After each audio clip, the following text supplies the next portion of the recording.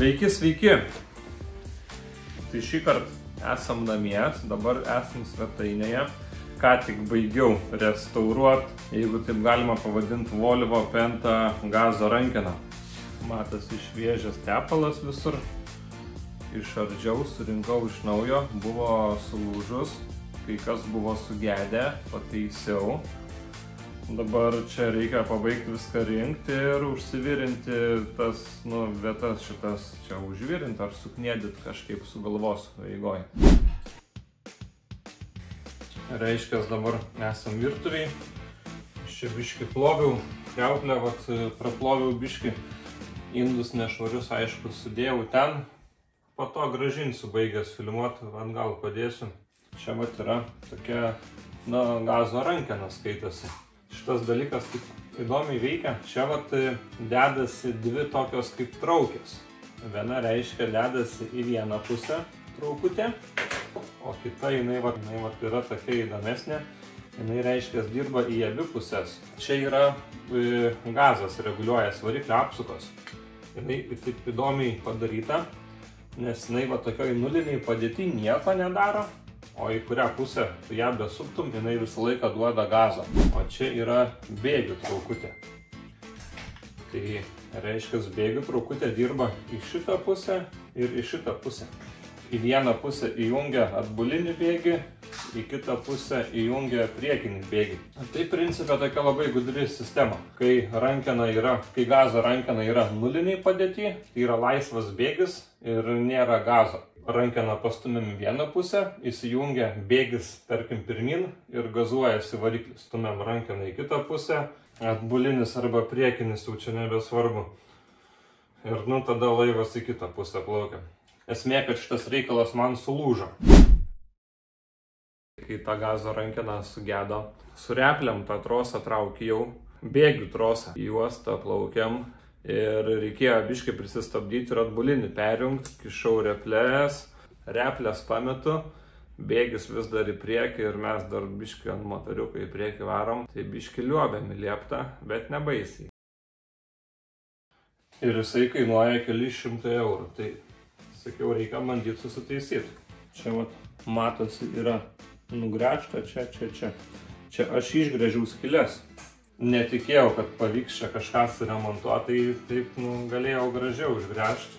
Dabar biškai gal negerai padariau. Kitaip neišserdu šitas dalykas, šitokia kniedė užpresuota ar kažkas. Reiškia, nugręžiau. Dabar nuėmiau gražiai, bet anksčiau netikėjau, kad pavyks kažką padaryti, tai kaldamas su plaktuku čia auselę tokią nulaužiau. Tarkim, čia gal aš ją kažkaip prisivirinsiu, nežinau. Ir viduj turim tokį labai paprastą mechanizmą. Čia yra ta gazo rankena. Jinai sukasi vieną pusę arba į kitą pusę. Ir tas apačioje irgi sukiojasi. Bet čia yra toksai mygtukas. Kai tą mygtuką mes paspaudžiam, čia tokia špilka išlenda. Ir kai išlenda ta špilka, mes galim pasukti tik tai gazą. Ir reiškia, dabar aš tik tai gazą galiu reguliuoti. Jeigu nori pagazuoti su motoru ir nejungti jokio bėgio. Tai kas buvo atsitikę iš šitos detalės vidaus. Čia kažkoks šūdas nulūžo ir įkrito į tą gravelį. Ir ta špilkutė, jinai nebegalėjo grįžti atgal į apačią. Ir gavas, kad nebeveikia bėgiai, veikia tik tai gazas. Tai pabandysiu šitą susitvarkyti.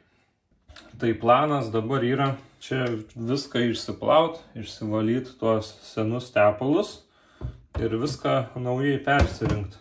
Paėmiau čia kažkokiu tepaliuku. Nežinau, ar čia jie gerai bus, bet man patiko, nes parašyta restauracijai, čia man labai tinka viskas, tai man galbūt bus gerai.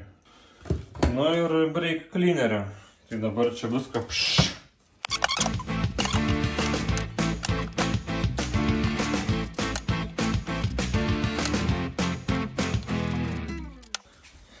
Čia dar beplaunant radau, kad čia su fiksatorium kažkas dar viduj. Tai mechanizmas, tas spyruoklė yra atlūžęs buvo šitas metaliukas ir jisai buvo įkritęs čia. Ir tas nenusileisdavo. Ir jisai reiškia, va, nedirbo jisai va taip sukinėdamas. Tai tas metaliukas buvo atlūžęs čia iš šito korpuso. Va čia kažkokia, tai va yra va graveliai, čia tokie dar nestudijavau, kas ten ir kodėl. Čia va matosi jau taisyta buvo. Virinta, kažkas daryta ir atlūžo ta detalė. Dabar taip galvoju, kad jau jeigu čia buvo remontuota, tai čia gal kažkaip kitaip nusiema, o negręžiant. Jeigu kas žinot, parašykit, kaip parduos šitas dalykas.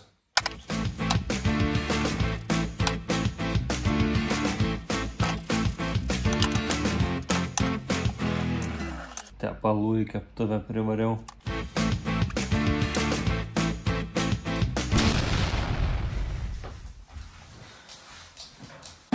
Dabar esame svetainėje. Pabandysim viską kažkaip sudėti gražiai, sutept, surinkt atgal. Tepaliuko biškį ir panašiai.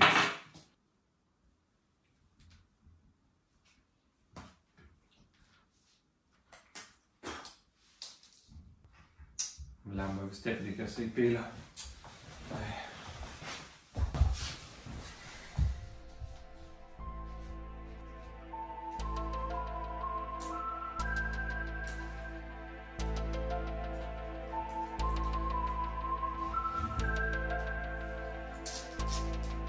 O, dabar gerai. Nu, bandom surinkti.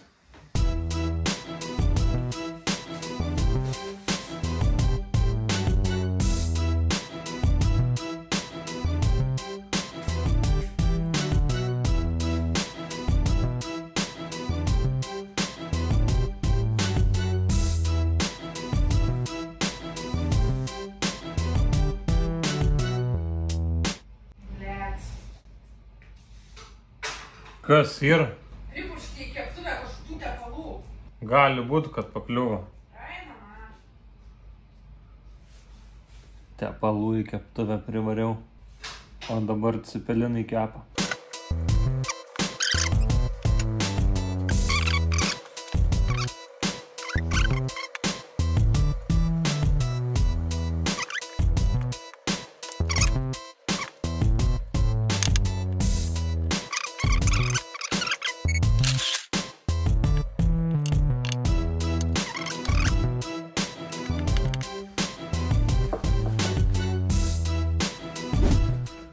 Nu, tai čia taip maždaug rankena jau kaip ir surinkta atgal, kaip ir viskas neblogai.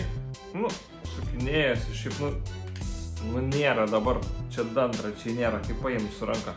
Bet šiaip jaučias, kad sklandžiai gerai viskas dirba. Užsidės rankeną, manau, labai gerai viskas čia sukiosis. Tai dabar reikia čia susidėti atgal, kas liko čia tos traukutės.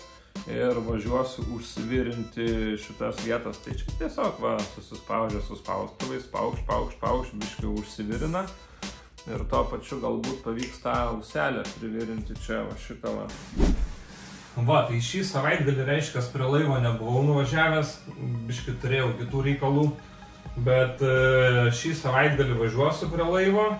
Ir tema bus tai tik tai apie šitą daiktą, tai apie kinišką Vevor Vebastą, kaip ją į laivą reiktų sumontuoti ir kodėl, ir ar jinai gerai ar blogai. Žodžiu, daug laiko tam skyriau, nusprendžiau, kad dėsiu tą kinišką Vevor, 100 eurų, tai kitoj daly viskas apie šitą bus. Iki.